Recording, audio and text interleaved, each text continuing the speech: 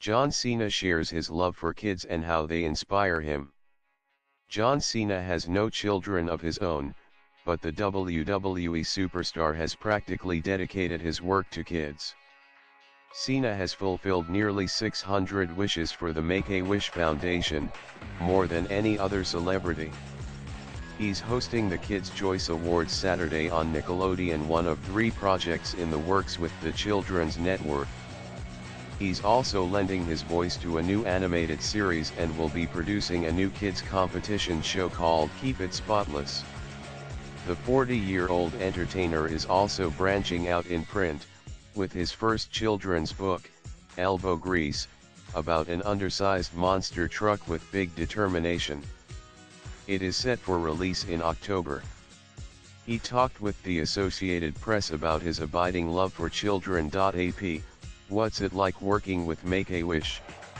Cena, I try to put myself in that perspective of if I had one thing to wish for, where would I fall on that list?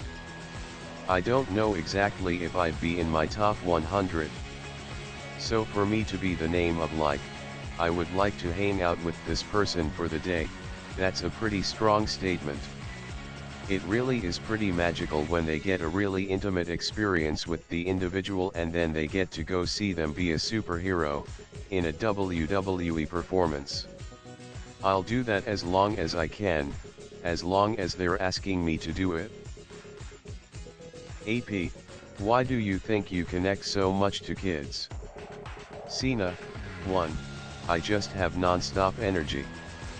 I love energy and I love excitement, and I think kids have the same. They have such a lust for life, such an honest and genuine attack on every day. And their responses, too, their emotions, they don't hide how they feel. You can tell when a child is embarrassed.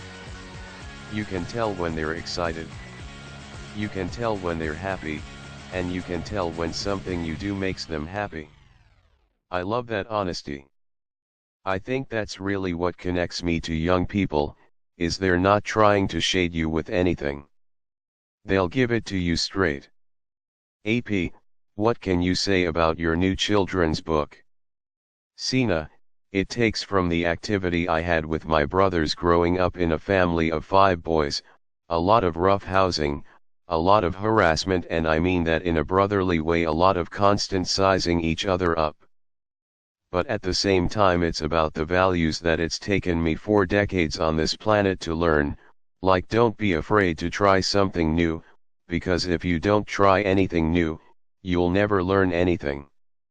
Don't be afraid to go out of your comfort zone. Never take someone else's estimation of, you're not good enough or you're not big enough as final, just use it as motivation to try to keep pushing forward. So this little 19-page book kind of gives all of those lessons at once, and I'm very, very proud of it. AP, you're playing a dad with a teenage daughter in the new film Blockers, opening April 6th. How was it to express such vulnerability on screen? Cena, I think there's a certain amount of intrigue in like, well, what does a big guy really act like? Are they really that jaded and hard-edged, or are they actually human beings? I'm a human being, I really am. I'm much more of a softie than I am Clint Eastwood in Dirty Harry. So any chance I get to do something like I'm doing in Blockers, where the guy is just a fit guy but he's a stay-at-home dad.